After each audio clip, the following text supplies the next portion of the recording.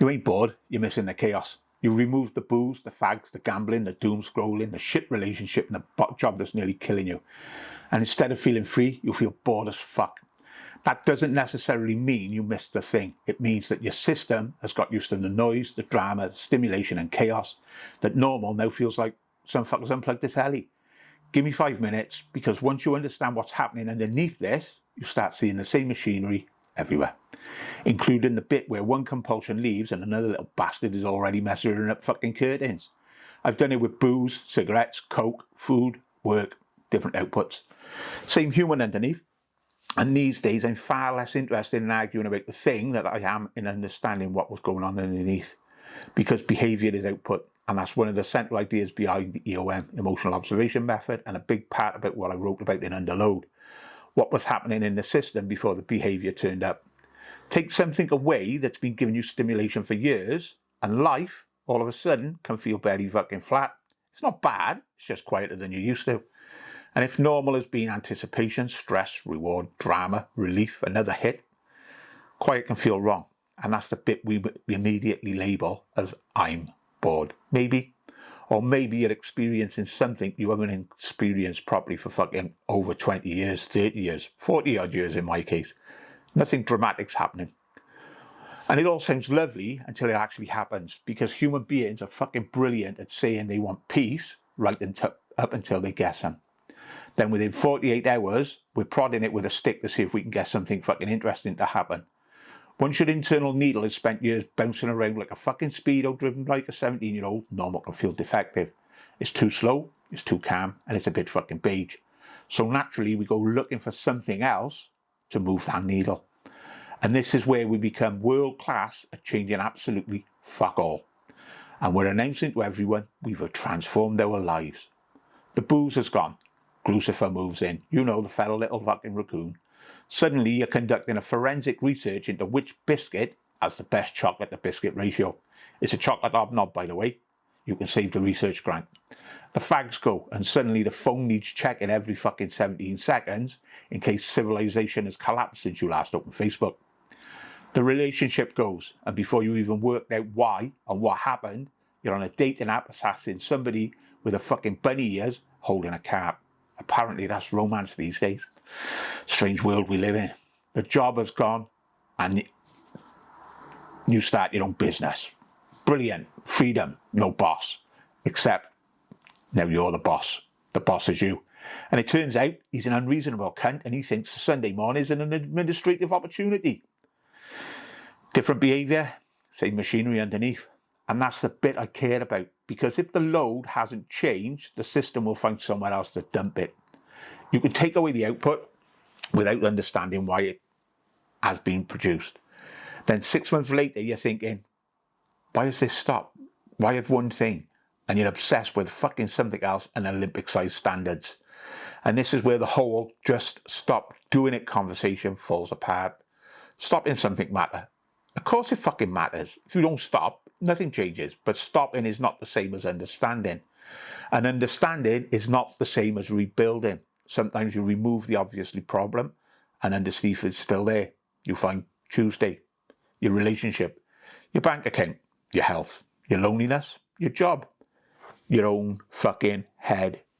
There's no unicorns, no 5 a.m. journaling transformation, no tango tan lycra fucking clad Chelsea waiting in the kitchen to hand you a fucking chia pudding and your new purpose.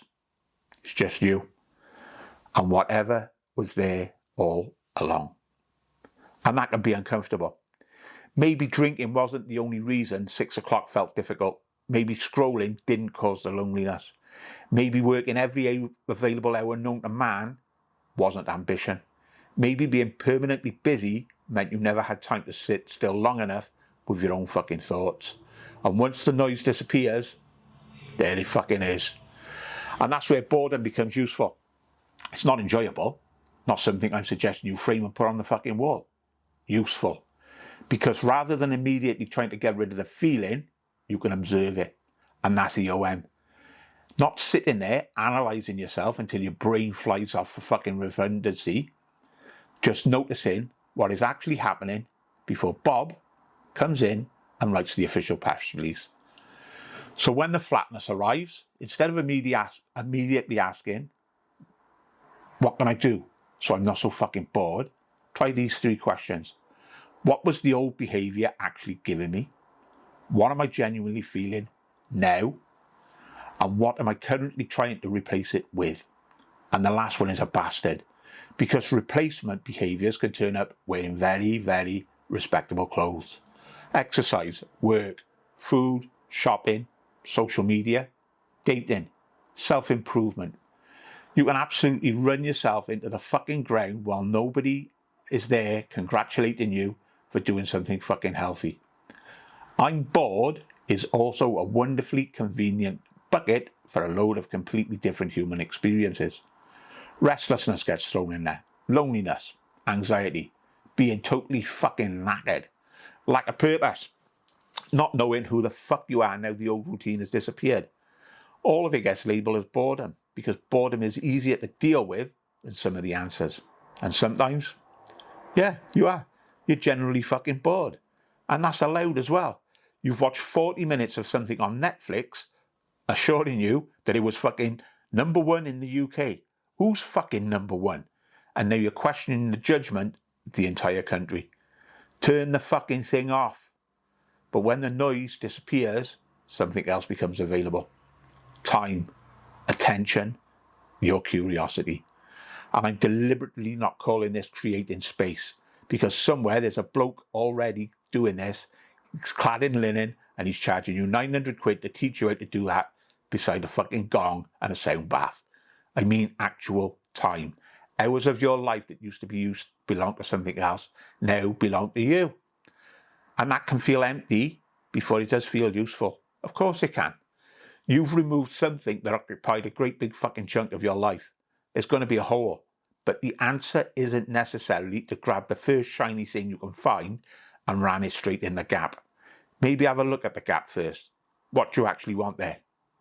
I'm 58. I don't need every fucking day to resemble a Red Bull advert. Sometimes I'll clock something fucking properly and I'll say, yeah, that's it. I'll cook something. I'll get the camera out. I'll walk. I'll get in the river. Learn something. I'll disappear in the fucking yellow peril and see which bit of Wales I can get lost in before Google Maps murders another Welsh fucking place name. None of that is particularly dramatic. Good. I've done dramatic. Dramatic is fucking exhausting. What matters to me now is being interested in my own life. That's different from constantly needing excitement. You stop demanding fireworks from a fucking ordinary Wednesday, and Wednesday becomes perfectly fucking capable of looking after itself. Bob can still turn up, obviously. Little clipboard, PowerPoint fired up. Good afternoon, Ian. I've prepared a 17-slide presentation on why we should make up a fucking catastrophically stupid decision and get pissed. Thanks, Bob. Pop it in the fucking suggestion box. I'll deal with it later. Fuck off. Maybe that's part of what peace actually is. Not permanent happiness, not enlightenment. Not me sitting cross-legged on a Welsh mountain until somebody calls mountain rescue. Just being able to get on without immediately assuming something's fucking wrong. So here's the one thing I want you to take away. If you remove the behaviour and life suddenly feels flat, don't look at all that went. Look at what it's doing for you. Then look very carefully at what you're trying to replace it with. That little gap between feeling something and automatically doing something. That's where the EOM lives. That's where you get a choice. And that's where changing behaviour starts becoming something much bigger than simply swapping one fucking stupid thing for another. If you want to go deeper into the load underneath your behaviour, why the same patterns happen and keep showing up wearing different clothes, and how I actually moved on from when I quit, I'll leave a link in the description to the books. Pick up the wrench, and I'll see you next time.